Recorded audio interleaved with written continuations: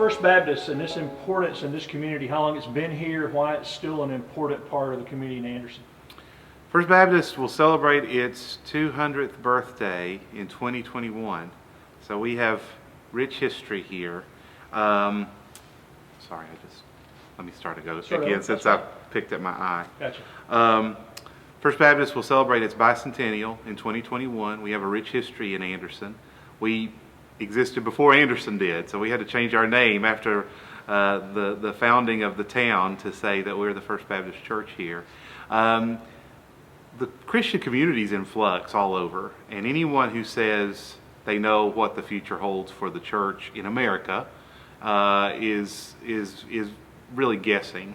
And for me, I found that guessing game to be lacking. I've been in ministry 15 years. I've attended conferences where people have said, "This is what's working at our church, and it can work at yours." And we buy space to hear them say that. We buy their books where we read about what they've done so that we can replicate what they've done where we are. Those people aren't speaking as loudly anymore because their programs, their church in a box mentality, we'll tell you what to do. We'll give you the tools to do what we've done in your place. It's not working, and those dispensers of wisdom I'm finding are lacking. And so I think the challenge for the church, I believe, but what our challenge is for our church, I think it's a godly challenge, is reaching out. And it's not something you could short circuit. If you want to give me a program, a structure for doing that, that's fine. But don't give me something to short circuit what we should be doing in building bridges and reaching out and forming relationships. And so the place for our church in our community, as we are on a boundary in Anderson, one side of us we've got a neighborhood that's not having the revitalization that we're experiencing on the other side of us, and we are literally on the boundary line. This is the place where we live. The church has discussed in decades past moving, relocating from downtown when downtown was not the place to be. This church decided to stay here, and now we have an opportunity at a really exciting time to invest in our community. People are seeing that in our buildings, in our footprint in downtown, and we want to echo that in what we're doing ministerially to the community. Talk a little bit about that. Something you're talking about in the building, the new park down here that you hope can be used by the community. Tell me a little bit about that. We have just completed last year the transformation of 1 acre of downtown property, which is not something we trumpet, but that's what we've done. It's 1.1 acres of downtown, and it was reimagined for community use.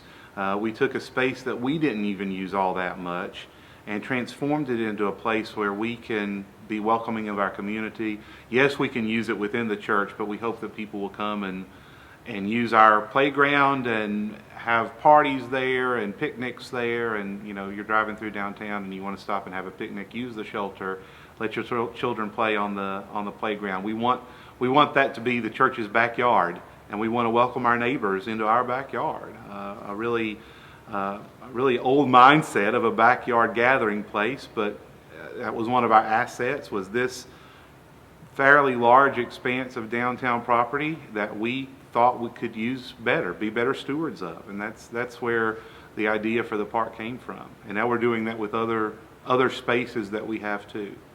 And you mentioned the conference stuff, the shortcuts, that there's all these shortcuts.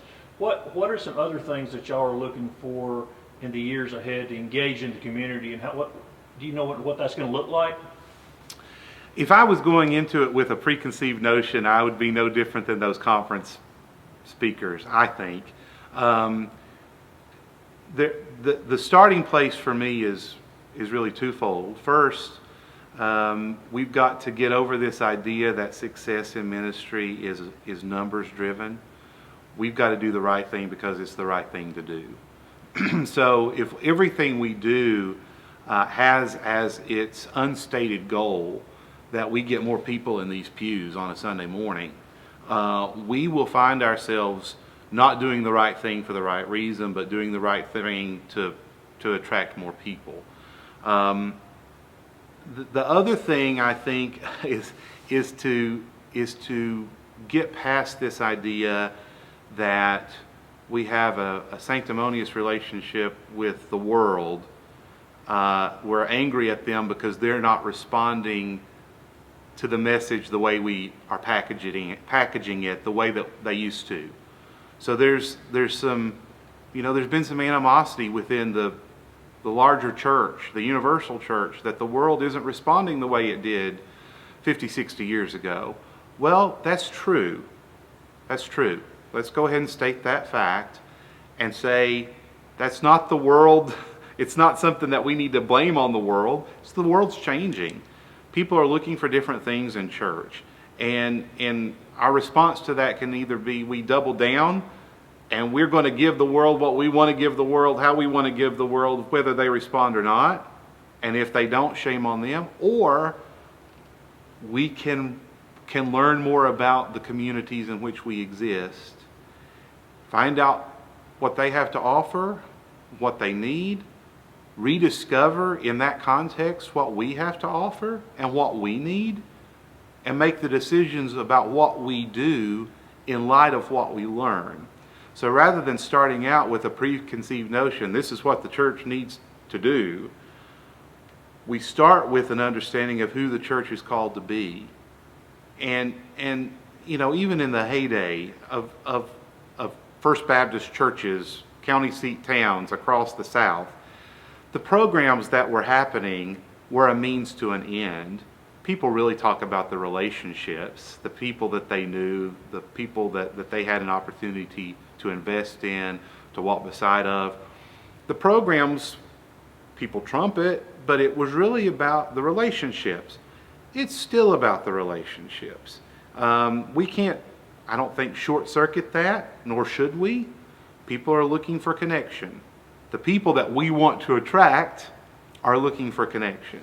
And so rather than starting out with this idea, this is what we need to be doing, I want us to learn about our community. There are two ministries at First Baptist that embody this, I think, really well. This notion that we're doing the right thing for the right reason and that we are doing something that benefits our community. We have the Will Mary Housing Ministry, where people who are on a fixed income can live with, their utilities are included, their rent's included, it's a safe place to live. That's kind of an unsung ministry of the church. The Will Mary is completely self-sufficient financially. The rent takes care of the management, the upkeep of the building. We're able to do that because volunteers renovated that building room by room for free with donated labor and in many cases with donated materials for years so that we could have a ministry that's now standing on its own. We're not looking for that ministry to make us money. We do it because it's the right thing to do. The other ministry that we're engaged in along those same lines is our Child Development Center. Always going to cost us more money. Not going to be a revenue generator. The churches that have expected their daycares to generate revenue for the church's bottom line have put enormous strain on their daycares. We realize that's a ministry. We are serving in a very meaningful way the families who send their children to our daycare. Many of them, most of them, the vast majority of them are not members of First Baptist Church. Doesn't mean they're any less deserving of care than our kids are. We're doing the right thing for the right reason. If we were to expect our daycare to pay for itself, we would price ourselves out of business. So again, it's not in both of those instances, it's not a numbers game. We're just trying to do the right thing for the right reason. And it costs us money and it costs us manpower, but you know what? It's worth it. It's worth it because we're serving these people in very, very significant ways. And I think our entree into Christ-like ministry in our community we can use that as a jumping off point. We have two models for that kind of ministry in our community, these two institutions that mean a lot to people, places where First Baptist is investing in them in significant ways. We may never see them. And it's not like I don't want to see them here on a Sunday morning, but that's not our goal. We do the right thing for the right reason. We'll be here for you. We're investing in you. We're investing in the kingdom, and we just trust in God to give us some kind of return on that investment. I'm not talking about money. We're investing in ways that we don't even fully comprehend, but we're doing it because it's the right thing to do. Well, let's follow up on that. You're talking about people who are searching for community and a sense of belonging, in a sense. What can the church offer that they can't get at Shriners or Masons, or be in the Rotary Club and getting to know people, or just joining the yacht club or something? What does the church offer that community-wise that people might not get in those places? Well, I mean, you've given examples of places that are also struggling with membership, that have also seen downturns in membership numbers, around the country. And aging membership too, right? Which isn't a liability, but it's an opportunity for the church and all the other entities that you've mentioned to do some soul searching and say, all right, how do we connect with a new group of people? Again, not for survival, but because it's the right thing to do. I think the difference, the thing that the church offers that the other institutions don't offer is the promise that we should be able to make good on, that if you join with us, we'll help you become a more godly person. Period. We'll help you in your efforts to love your neighbor. We'll help you in your efforts to love your enemy. These are things that God has desired of us. They're not natural. They're decidedly countercultural. The church is decidedly countercultural when it's at its best. Those are things that you're not going to learn in other organizations. Will help you be a more godly person, which means we want people who want to be more godly people to find a place in this church. We want them to feel welcome here. We want them to feel like, I want to be a part of what they're doing. I want to join them on this journey. I want to make the church better. I want the church to make me better. And it's both and. It's a two-way street. We're not consumers of spirituality. We're not consumers of religion. That is a very American mindset, and we do exist in America, but we're supposed to be contributing. We're disciples, and the first question of the disciple is, how can I follow? Not what can you do for me? Again, a countercultural idea. Now, you're fairly new to the senior pastor job here, but you've been at Anderson a while. What have you learned about Anderson in terms of the needs for connection with the church and the things that you've found here? I know y'all really enjoyed living in this community. We've been here since 2012, and we love Anderson. My wife is a school teacher. We're raising 2 children here, and we blessed to call this place home. One of the things that I've experienced in my work at the church prior to this point, I was associate pastor, and I had responsibilities in administration, which meant that when someone came to the church office looking for some assistance, they would get sent to me very often. And I saw firsthand the significant needs of this community. And I saw where people were falling through the cracks of what we were offering, of our support. And I'm talking governmental support, I'm talking nonprofit support, I'm talking religious community support. These were people who were needing things that I was not equipped to give them. That frustration about looking someone in the eye and knowing that they needed something more significant, more comprehensive than I was equipped to give them was the reason I went back to school. I felt deficiencies in my seminary education in the way of community engagement. I hate to say that, but I wasn't trained to engage a broader community. I was taught how to engage a church community, and how to try to bring people into the church community so I could engage with them too. Remind people where you went to seminary. I went to Gardner-Webb School of Divinity in North Carolina. I went to Carson Newman, fellow Carson Newman alum with Mr. Wilson, for my undergrad career, and majored in psychology and sociology and religion at Carson Newman. Majored in pastoral care and counseling at Gardner-Webb. But I didn't feel like I was equipped to speak to the people who would come to me, much less go to them, which in a perfect world is what the church should be doing, rather than waiting for them to come to us. So I went back to Candler School of Theology at Emory University and took a doctorate course, took a doctorate path for church leadership and community witness. And one of the most transformative things that I learned in that education was, and I hate to say this is transformative because it's so basic, it's getting your body in the space. That's the line from my professor. You know, you don't sit around doing navel gazing, pontificating on what the community around you needs, and then doing it and expecting them to pick up on it. You learn them. You get to know them. Let them get to know you. Not exactly new, but rediscovered, I'll say. So your seminary was quoting Ram Dass, basically. Be here now. That's right. Christian seminary quotes Ram Dass. Did y'all read Be Here Now as part of Be Here Now, that's right. I mean, it's you know, the Christian spin on that. The Christian word that we would use for that is incarnational. It's in the flesh ministry.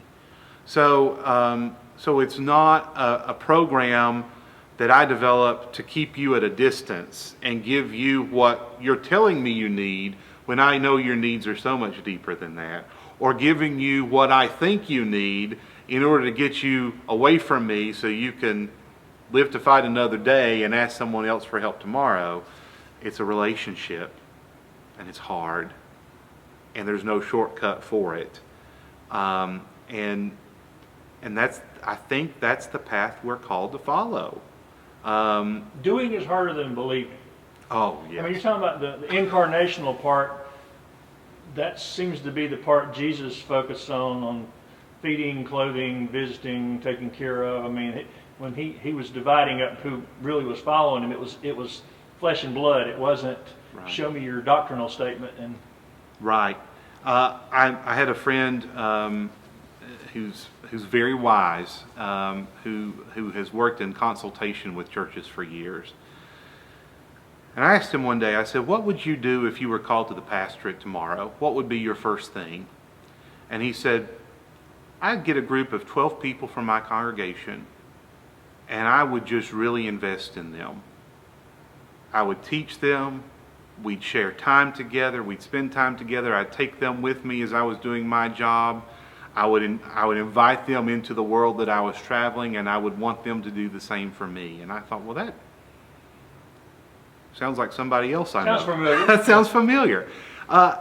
Again, that's hard work. That's not short-circuited. But you know, in that regard, this crisis that the church is experiencing or is feeling, rather than saying shame on the world for not responding the way it used to, we might do well to thank the world for not responding to the programs that we used to offer, because that lack of response gives us an opportunity to reevaluate what we do and maybe say, you know, we've tried every program there is. This isn't a program issue. We need relationships. And if we're going to be program people, let the programs be a means to an end, rather than the end in and of themselves. It's relationships, and that's the Jesus way. And I think it's like culture's held up a mirror to the church to say, where is the fruit of the Spirit in what you're doing? You know, that's those right. things you don't hear mentioned. They're not preached on very much. They don't show up in any of the political, evangelical, and other on any side of the aisle. You don't see too much talk about the things that are listed as the fruit of the Spirit. Kind of thing.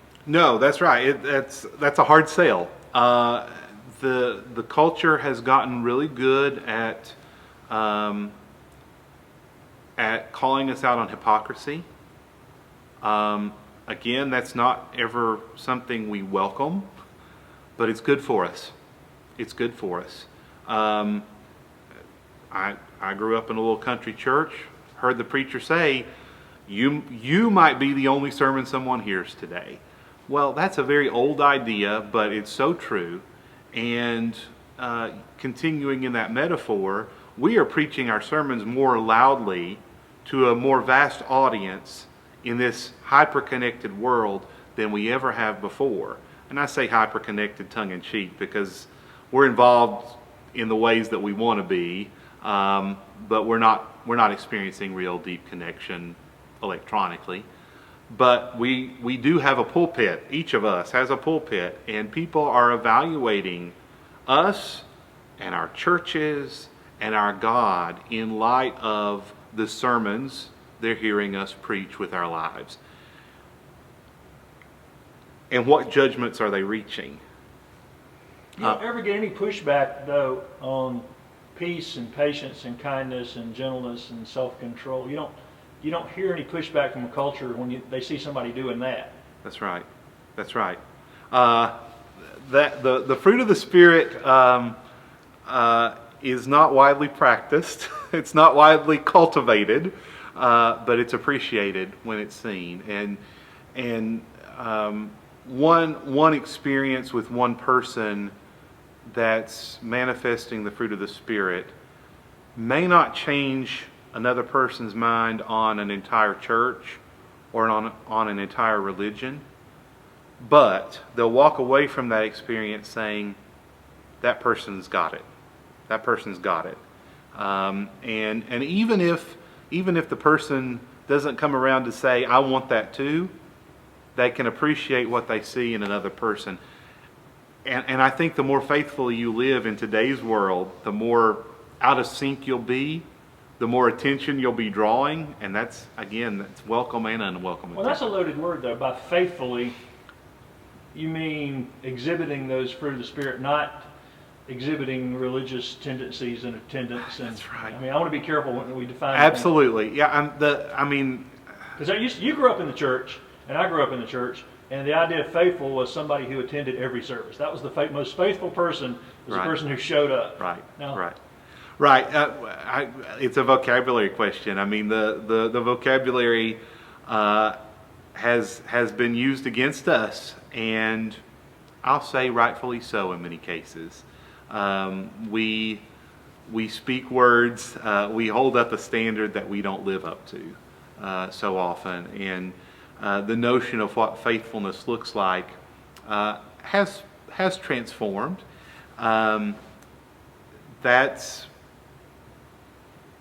That's something, again, the church has to adjust to. One of the things that's been important for me in my own personal Christian walk is an understanding of my faith as a journey. And I'm confessional very often in my preaching in telling people it's a journey I'm still on. You know, I'm not standing at that pulpit because I've got it all figured out, and you're not sitting there in the pew because you don't have it figured out as much as I do. We're disciples. We're following, and the times in my life when I have been delusional enough to think that I've got it figured out have been the places where I have missed the mark the most. So a sense of humility and a teachable spirit, when I can muster them, have served me really well. And it's that kind of teachable spirit I'm hoping that I'm modeling for my church. And it's something that I hope will germinate. Let's have a curiosity. Let's want to learn more. Let's want to do better. Let's be disciples. That, in my mind, is faithful living. It's not it's not the life that says, I've got this all figured out. It's, let's try to figure this out together. And you're creeping up on the edge of the body of Christ there too. Yes. Everybody can't be judged by the same set of, did you do this today? No, I did this because this is what I'm good at and this is where my heart is. Right, exactly. And the way the church exists, the mechanism of church, the structure of church is also fairly old. You know, the way we understand church, the way we grew up with church was built on people who were faithful by the old definition that you just referenced. We've got to figure out how to be church and do church in a new context. And I'm talking about a context in the world that's changing, but also in the context of church members who are changing, who are pulled in more directions, who travel more widely, who you know, once a month is a regular church member because they've got other things that they need to do. Well, you know, how do I as a leader of a church figure out what the ministry of the church looks like in that context?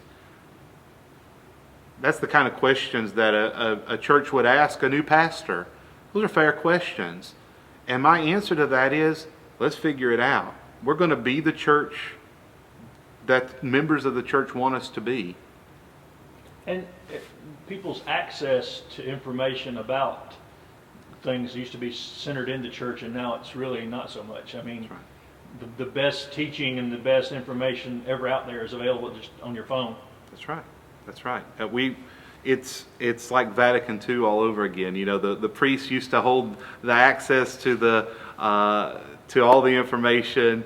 The mass was in another tongue, and now it's bust wide open. And again, rather than viewing that as a threat, the church can embrace that and try to educate people in how they disseminate information when they go out into the world.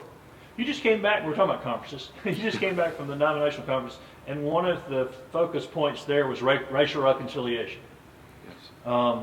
That's been a challenge for a long time in the church. How much of a challenge is that here in Anderson? And you know, I mean, I know this is not one of those easy answers, like you don't have any shortcuts for it, but how do you approach that? I think that's a challenge in Anderson. It's an opportunity for us in our context. Our neighborhood does not look like our church. That's an opportunity for us. I see a lot of barriers there that I think Jesus would like us to try to overcome. I think we have racial separation in our community. I think we have economic separation in our community. Sometimes those are one and the same. But I think the economic separation is another opportunity for us. So many well-intentioned people have thought, let me do this for you. My ministry to you is to do this for you. And then go home. And then go home. That's right. Which is, you know, the person who's the doer, the giver in that scenario, feels really good about what they've done. And an immediate need might be met, but a relationship has not been formed. And a healthy relationship does not develop around a one-way, you know, I'm doing for you and you're receiving. That you won't have a good healthy relationship established with that kind of environment. So an opportunity to learn what's needed and learn what assets are out there, to learn what we need and how we can be more Christ-like. Like you say, I don't go into this with a preconceived notion, but I do have a burden for us to try to overcome in our little corner of Anderson some of what we see dividing us so often. downtown's obviously growing, and it's fixing to really ramp up when they do the courthouse square property, which is right across the street from you. Uh, what are some of the things that you think are opportunities or challenges for First Baptist being, a shining light right here in the middle of all that?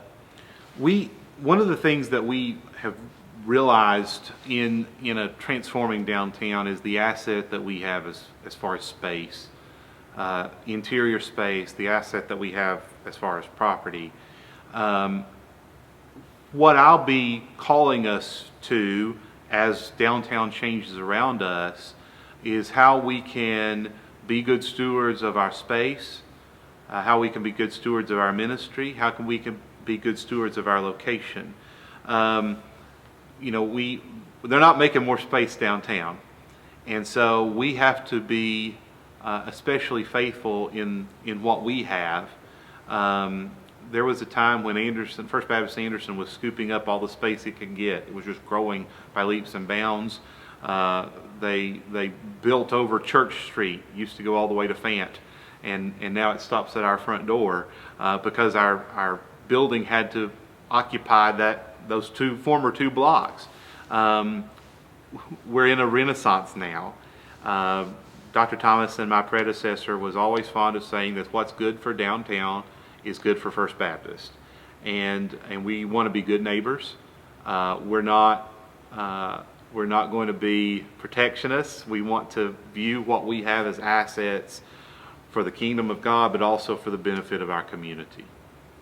And it is, if you look straight down Market Street, I mean, you walk out of the Lot Project, you see First Baptist Church at night. I mean, if you could look ahead and say, hey, 20 years from now, I'd like to look back and say this happened. Do you have any kind of, I know you're not talking about a program, but do you have anything you would really like to look back and say we made progress in this area? Or? One of the things that I see as an asset for us to use is our space. We have rooms and rooms of space that we could offer to members of our community. That vision, we've got to develop the structure to catch up to that. But I would love for someday for more of our space to be used throughout the week, for people to view this as their church, even if they're not here on a Sunday morning, for them to view it as their place, as a community place. I want our doors to be more open. I want our walls to be figuratively more permeable. I want people to feel welcome here. I want them to feel like they belong here, that we can house your ministry. You want to do some good? We might have the space for you to do some good. That requires a lot of innovation. It requires some reassurance of people within the church to say, the best way to take care of this house is to make sure that it's used. This is not a museum. This is not a chapel. This is a living, breathing entity, and we want to use this great asset that we have inherited from people who sacrificed to build. We want to leave it better for our children than we found it. Well, there was a time when leaving it better than you found it meant you build on, you gussy things up. Maybe when the next generation inherits this church, there's more scratches on the walls and there's some stains on the carpet because it's getting used. And maybe we've raised our children to have the mindset that leaving it better means that it's more widely used rather than it's carefully preserved. All right, tell people how they can find out more about First Baptist Church of Anderson. Come to our website, andersonfbc.org. We have copies of our bulletin, electronic bulletins, electronic newsletters. The bulletins are really helpful because they give you a picture of what our worship is like. We have a blended worship. We're reverent, we're worshipful, we're approachable, I hope. You can hear the sermons on our website. That's just a great place for you to find out more about us, or call the church office. And I'd love to speak with you. I'm talking about incarnational ministry. Pick up the phone, give me a call. You can talk to the pastor of First Baptist Church if that's something you want to do, and I would love to speak to you.